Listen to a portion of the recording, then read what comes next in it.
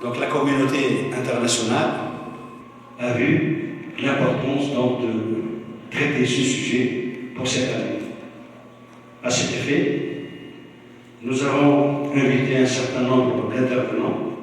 Bonjour, alors aujourd'hui on est à la 11e édition de la journée mondiale de la qualité. Donc on va parler justement de la qualité de vie au travail. Donc mon intervention aujourd'hui, ça sera le bien-être au travail, levier de performance. Parce qu'on s'est rendu compte que 50% de la population qui travaille mondiale est en souffrance, elle est en mal-être. Donc aujourd'hui, je vais donner les astuces, les outils, ce qu'il faut faire pour être dans le bien-être, pour que les entreprises puissent justement assurer ce bien-être au travail et automatiquement performance. Résultat, c'est qu'il y a de la performance. Merci.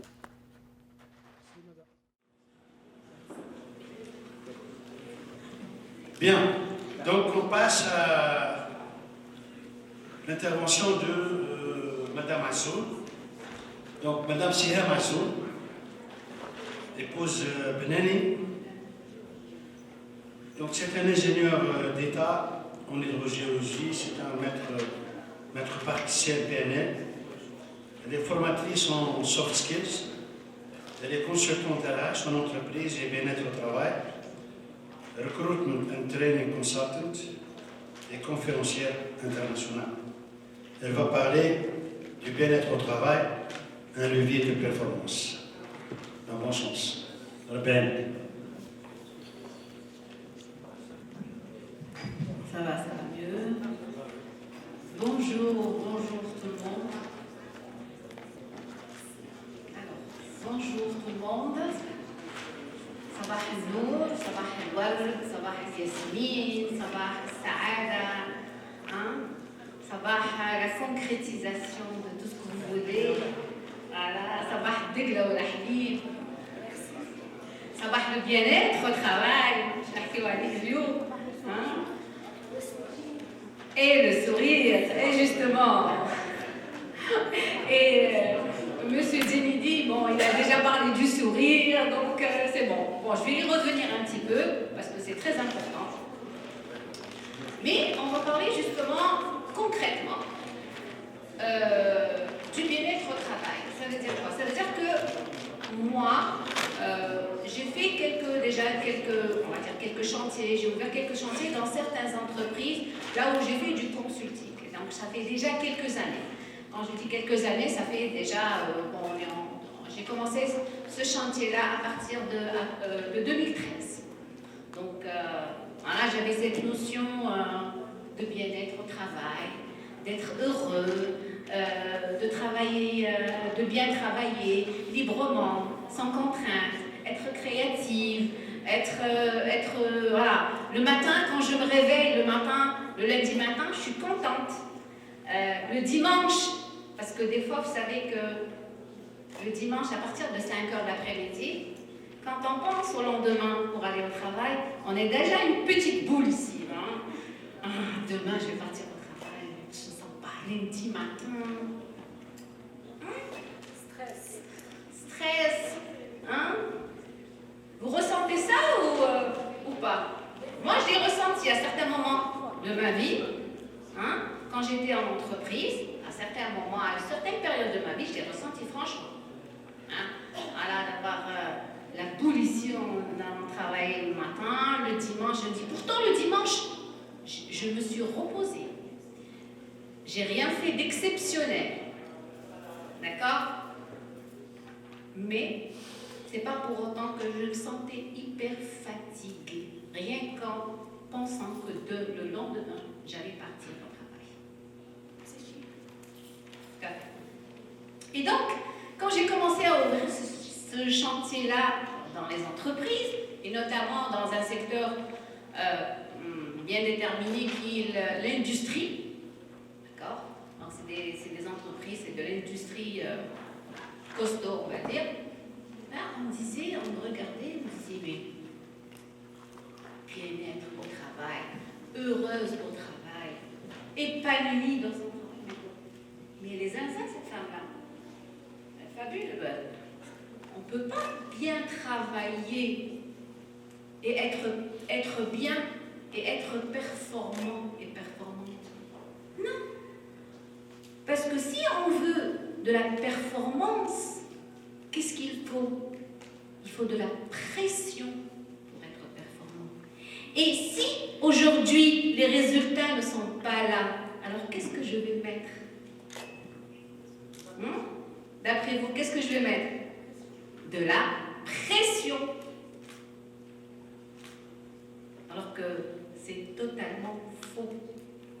C'est totalement faux. Et des études ont prouvé cela.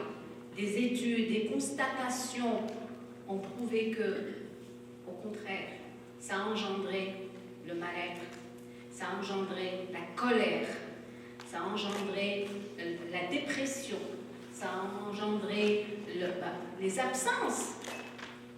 Les absences. Les collaborateurs n'étaient pas épanouis, voire même démotivés. Et donc, la performance ne peut pas aller avec la pression. Et donc, généralement, notre culture, de façon générale qui existe, franchement, et c'est une constatation, qu'on travaille bien sous stress. Il faut stresser, hein, pour avoir des résultats. D'accord?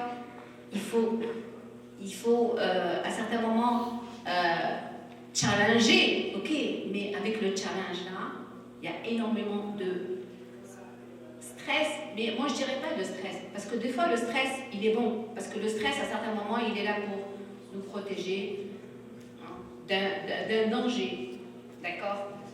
Quand il y a un danger qui est là devant nous, on a deux possibilités, et c'est le stress qui le provoque, c'est de fuir, d'accord? C'est carrément de fuir, ou bien de se battre aussi pour, justement, pour éviter le danger. Mais là, on est plutôt en surstress.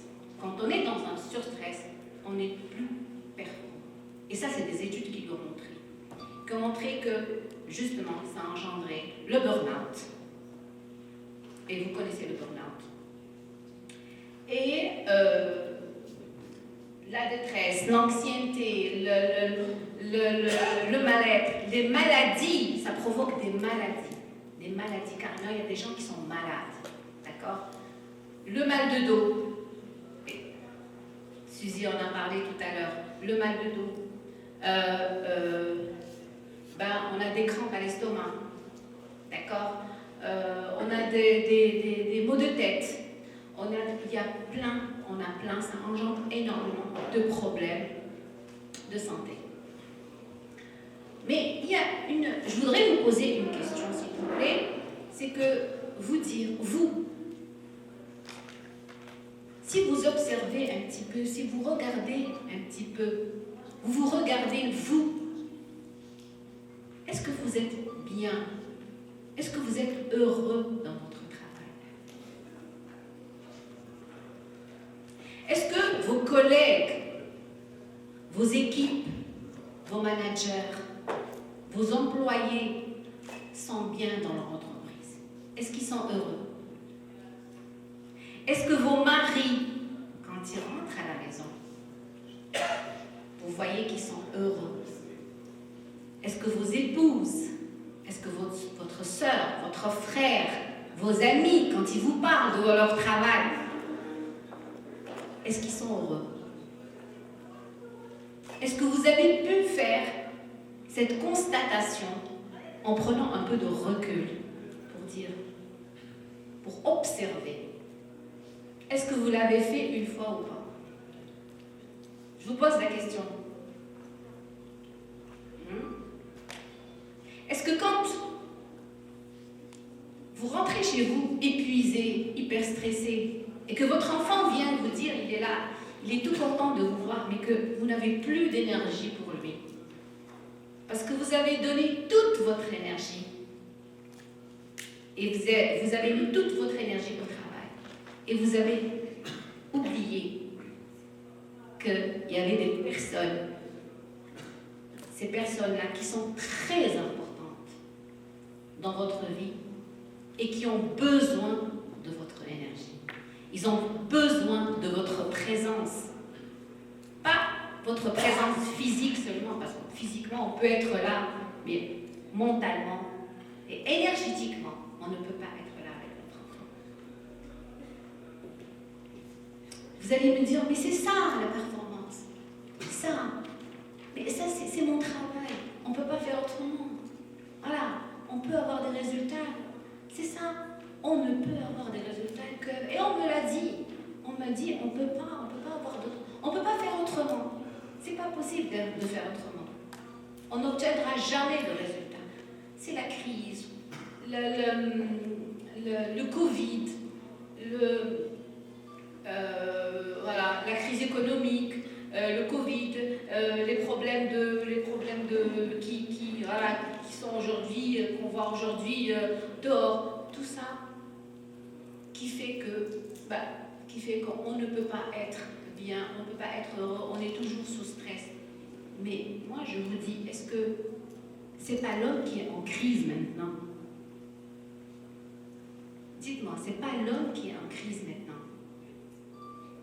Est-ce que le mal-être des entreprises ne dépend pas directement du mal-être de ses employés?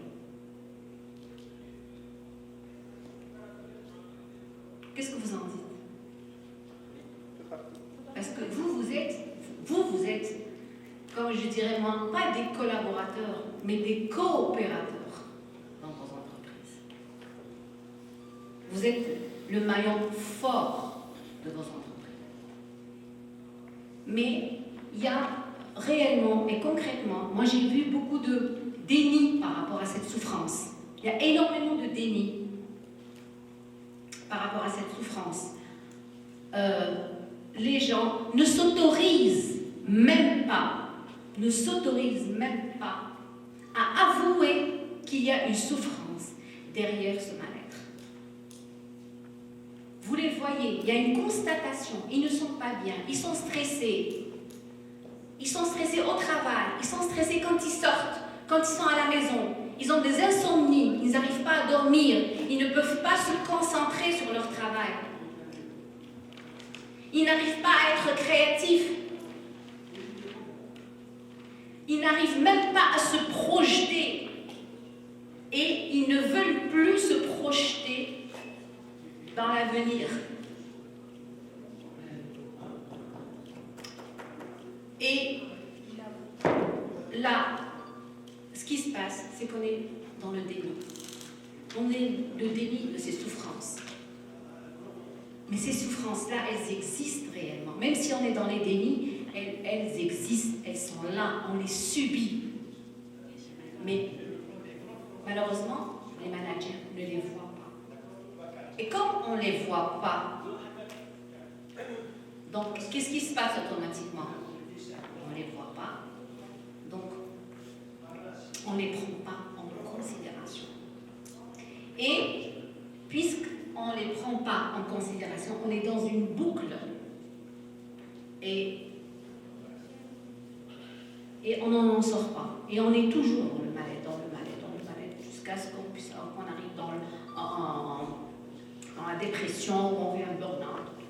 Mais il y a une parole qui me touche énormément.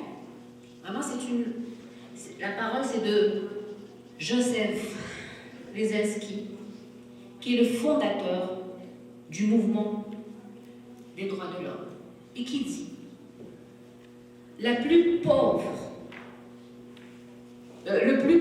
nous le dit souvent, ce n'est pas d'avoir faim ou de ne pas savoir lire. Ce n'est même pas d'être sans travail qui est le pire malheur de l'homme. Le pire des malheurs, c'est de se savoir compter pour nul, au point où même vos souffrances sont ignorées. Le pire est le mépris de vos concitoyens, car c'est le mépris qui tient à l'écart de tout droit qui fait que le monde dédaigne ce que vous vivez.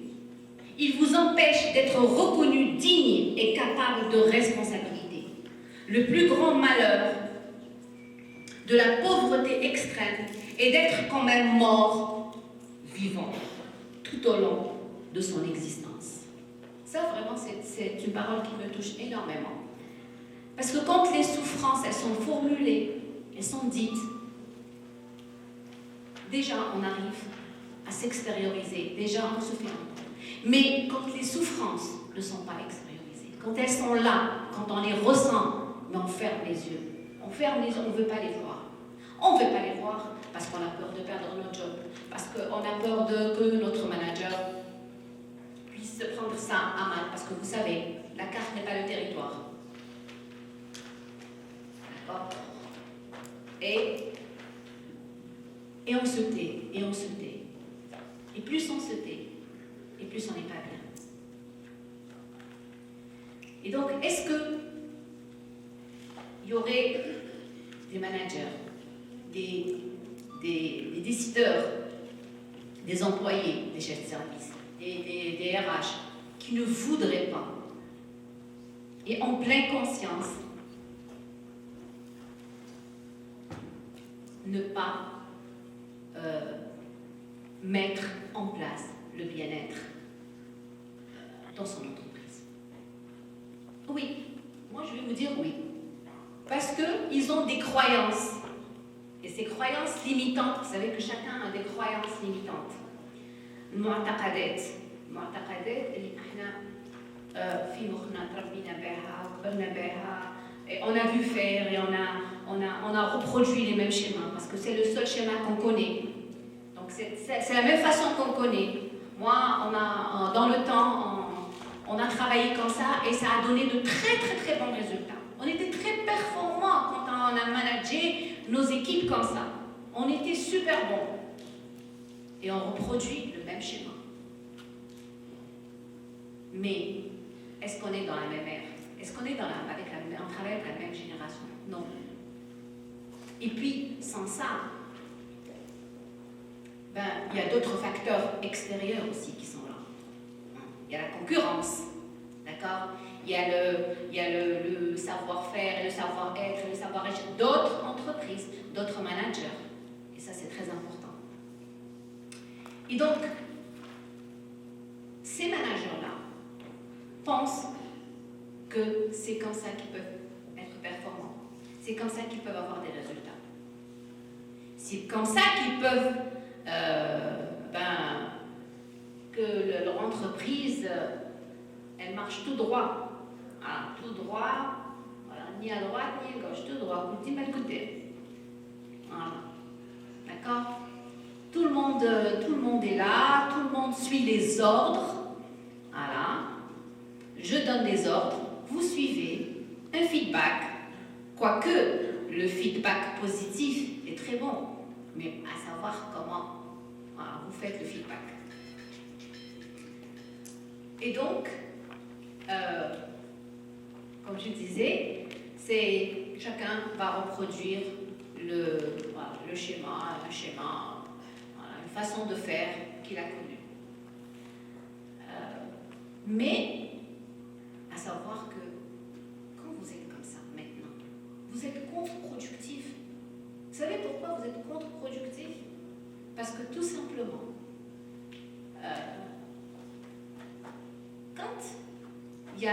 quand vos salariés, quand vos coopérateurs sont heureux, et je dis bien sont heureux, pas ils éprouvent du plaisir, parce qu'il y a une différence entre éprouver du plaisir et être heureux. Moi, je peux manger, vous me donnez une assiette de baklava, je peux en manger 3, 4. J'éprouve du plaisir. Mais ça ne veut pas dire que c'est bon pour moi. Parce qu'après, je vais me retrouver avec des calories et je vais me taper encore 2-3 kilos en plus qu'il faudra éliminer après, avec du sport, avec le harmen et tout. D'accord? Mais le bien-être, il est là, il est dans la durée. Le bien-être, c'est tous les jours. C'est un travail de tous les jours.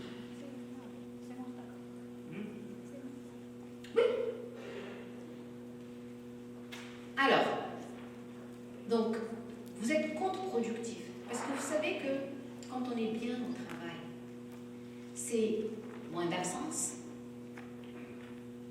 D'accord? C'est 9 fois moins d'absence. C'est 2 fois moins de coopérateurs malades. C'est 30% de créativité en plus. C'est 37% de ventes qui augmentent. Et c'est aussi 1%. Quand 1% et 1% d'absence, c'est 1% de masse salariale. C'est de la perte de temps. Vous savez, quand il y a une absence, qu'est-ce qui se passe derrière? Tout est chamboulé, tout un programme est chamboulé, tout un planning est chamboulé. Après, il faudra rechercher d'autres ressources chez d'autres personnes pour qu'ils puissent terminer son travail, ainsi de suite. C'est l'image de la société, de l'entreprise qui est altérée. Parce que vous êtes des ambassadeurs. Nos coopérateurs sont des ambassadeurs de la société. Ils sont la vitrine. La vitrine. Si on est bien, c'est sûr qu'on va dire que du bien de notre entreprise, mais si on est mal, eh ben, si on est en souffrance, eh ben, ça sera le contraire. Et donc, je vous invite à y mettre du cœur, à investir votre intelligence du cœur. Parce que ce n'est qu'avec ça que vous pourrez être performant. Vous savez que il y a énormément de modèles qui ont adapté ces stratégies-là du bien-être au travail et tout, et qui ont réussi. Moi, je vous donne un petit exemple comme ça qui s'est passé, c'est Fiat. Parce que moi, je suis beaucoup dans l'entreprise, dans tout ce qui est industrie automobile. Fiat au Brésil. Alors, ils ont fait quelle stratégie? À l'entrée, chaque coopérateur déterminait son humeur. Alors, ils ont fait des petites cartes rouges, oranges et vertes. Les vertes, hyper motivées, au top. Orange, moitié-moitié. Et rouge, démotivé, pas au top. Et qu'est-ce qui se passait? Non, on ne les mettait pas à la poubelle après, ces petites cartes-là, hein. Ça c'est sûr. On les prenait après. Les personnes qui étaient rouges, le manager formé, ainsi qu'un professionnel, prenait ces personnes-là en entretien pour voir qu'est-ce qu'ils pouvaient faire pour lui, qu'est-ce qu'ils pouvaient arranger, comment ils pouvaient les aider à se sentir mieux dans l'entreprise. Et automatiquement, qu'est-ce qui se passe avec ces employés-là? Ils sont beaucoup plus impliqués dans le travail. Parce qu'ils se sentent, ce ne sont pas des machines. Ils se sentent, là c'est vraiment l'humain. C'est l'humain qui est mis en premier. C'est l'humain. Moi je parle à l'humain. Et j'ai aimé tout à l'heure quand Jenny dit parlait du sourire et tout, ça c'est super bien. Et puis quand justement, généralement, le manager appelle ses employés au bureau, puis quand ils ouvrent la porte, c'est il le trouve souriant, mais c'est encore mieux quand vous jouez la proximité avec vos employés et que vous les appelez rien que pour savoir comment ils vont. Est-ce que ça va bien? Est-ce que vous vous portez bien? Est-ce que votre famille va bien? Ça, c'est très important. Sans pour cela parler du travail. Moi, j'ai vu quelques entreprises en Tunisie le faire. Parce que des fois, quand je dis en Tunisie, je me dis, ça existe, ça? Ça existe, ça? Oui, ça existe. Il y a des entreprises qui sont en train de faire ce travail-là. Et ça donne de très, très, très bons résultats. En plus de ça, vous êtes en train, vous attirez des talents pour les chefs d'entreprise, vous attirez les RH, vous attirez des talents. Et c'est hyper important. Parce que justement, quand on est bien dans son entreprise, on y reste. Des fois, même si on nous augmente même si la concurrence nous donne 2 fois plus, et on est tellement bien, on se sent tellement bien chez nous, qu'on ne quitte pas. On ne va pas quitter la famille. On ne quitte pas notre famille. Est-ce que vous quittez, si on vous donne plus d'argent, vous quittez votre famille? Non. C'est exactement la même chose. Mais pour ça, il faut investir votre intelligence du cœur. C'est vrai que vous êtes hyper intelligent. Vous savez faire des plans d'action, ouvrir des PDCA, de l'amélioration continue, ainsi de suite. Les 5 mudas, les 7 mudas, Ça, on le connaît très bien dans le monde professionnel.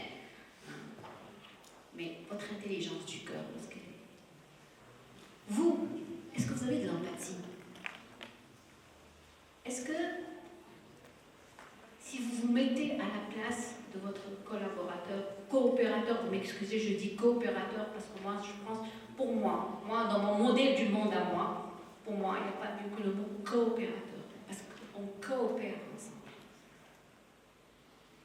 Est-ce que vous vous mettez une fois à la place de votre coopérateur pour vous dire comment ça se passe chez lui? Chez lui, c'est où? C'est pas dehors, chez lui. Qu'est-ce qu'il ressent? Si moi, mon manager ou mon N+1 me parlait comme ça, me donnait des directives comme ça, comment je réagirais? Est-ce que j'aimerais? Est-ce que je serais épanouie? Est-ce que je voudrais venir le matin au travail, je serais heureuse, chantonnant dans ma voiture, dans l'embouteillage? Ou bien déjà dans l'embouteillage, je suis hyper stressée à penser, déjà pour le retard, parce que je suis sûre que je vais être en retard. Et là, je vais me faire savonner. Et deuxièmement, dire, oh, qu'est-ce qui m'attend le travail? En plus, il y a l'embouteillage, le retard, et puis je vais me taper le travail, que j'aime pas, l'ambiance du travail, elle n'est pas bonne, et ainsi de suite. Est-ce qu'il y en a quelqu'un qui se voit dans ce que je suis en train de dire? Où tout est beau, tout est bien, tout est... Parce que c'est ça, la différence. On est dans le déni. On est dans le déni. On s'autorise même pas à dire que ça ne va pas. Parce que quand on dit ça ne va pas, qu'est-ce que ça? On va commencer à ce moment-là à chercher des solutions. Mais si on est dans le déni, on digère, ça passe, on rebelote. C'est ça la différence. Quand on accepte une chose, c'est à partir de là où on commence à réfléchir à la solution. Qu'est-ce que je pourrais faire? Moi, si j'ai un problème dans ma société, où je vois qu'il n'y a plus de performance, la productivité, elle a baissé, qu'est-ce que je fais? Est-ce que je vais mettre la pression à mes collaborateurs ou je vais me dire, ok, très bien, je vais prendre du recul. Qu'est-ce qui se passe? Qu'est-ce qui ne va pas? Ensuite, qu'est-ce que je pourrais faire pour améliorer? Et m'intéresser à l'humain, parce que c'est l'humain qui fait. C'est vrai, il y a des process, ainsi de suite. C'est bien. Mais c'est l'humain qui a mis en place ces process. Et c'est l'humain qui est en train de faire. Et donc, moi, je vous invite à repenser à ce que je suis en train de vous dire et être plus proche de vos collaborateurs. À les comprendre, à vous mettre à leur place. Et puis, à modéliser. Si vous voyez que ça a marché dans certaines entreprises, il faut modéliser. Il faut prendre exemple sur ces entreprises-là. Et parce que vous savez qu'en entreprise, généralement, les émotions, on n'en parle pas beaucoup. Les émotions. Est-ce que vous parlez des émotions en entreprise? Jamais. Les entreprises, on n'est pas camarades avec les émotions en entreprise. Alors que les entreprises, les émotions sont très contagieuses.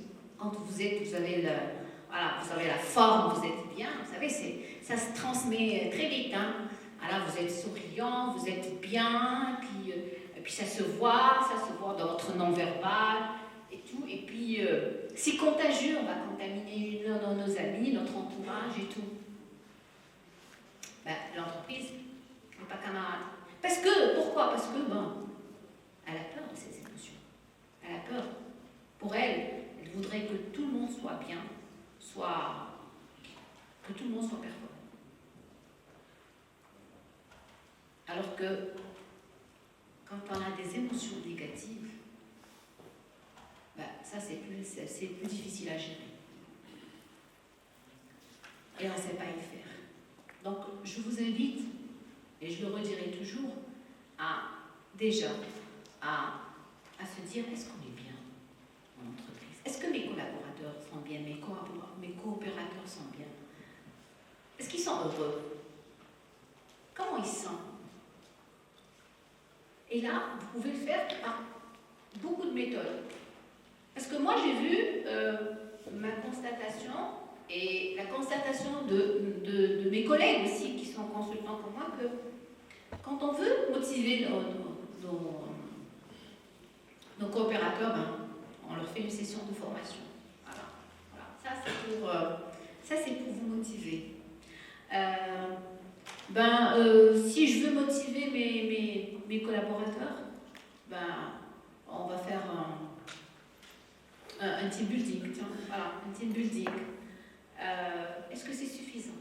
Parce que ça, c'est des petits plaisirs, mais ce n'est pas le bien-être au travail. Le bien-être au travail doit être au continu. Il ne doit pas être hypothéqué.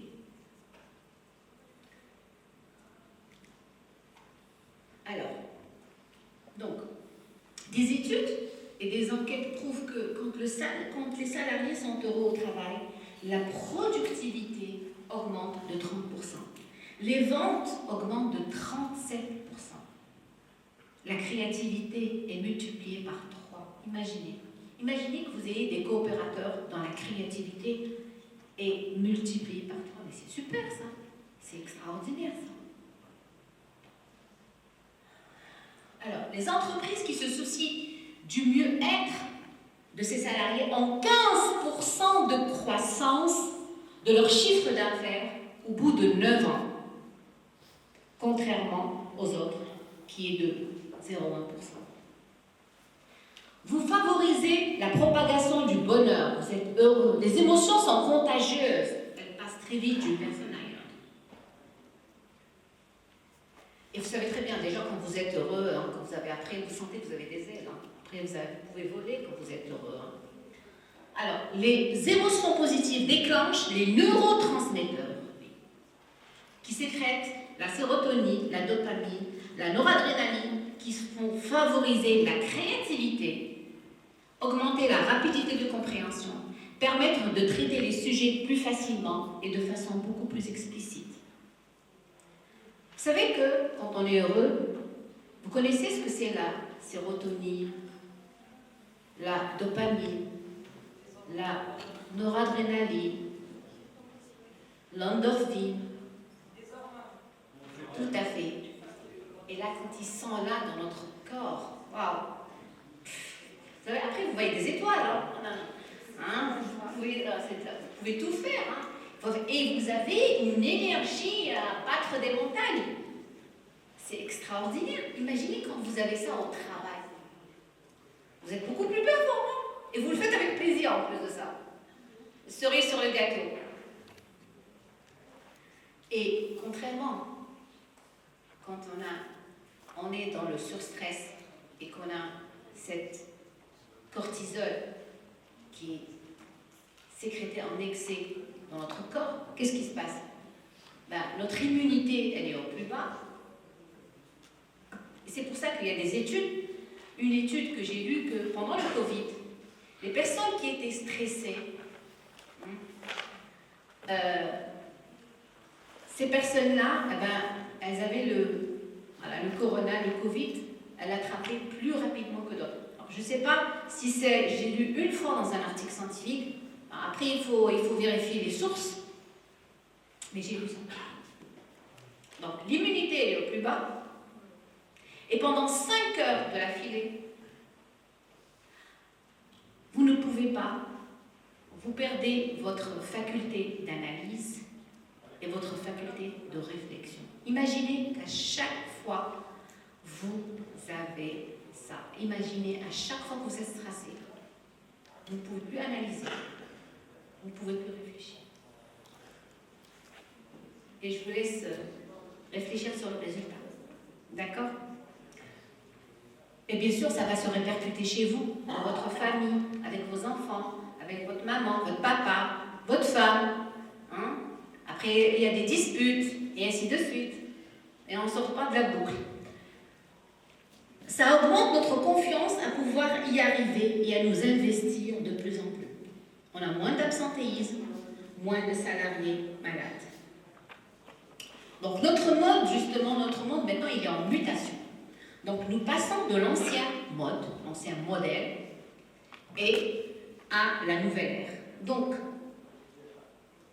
on va du fonctionnement pyramidal top-down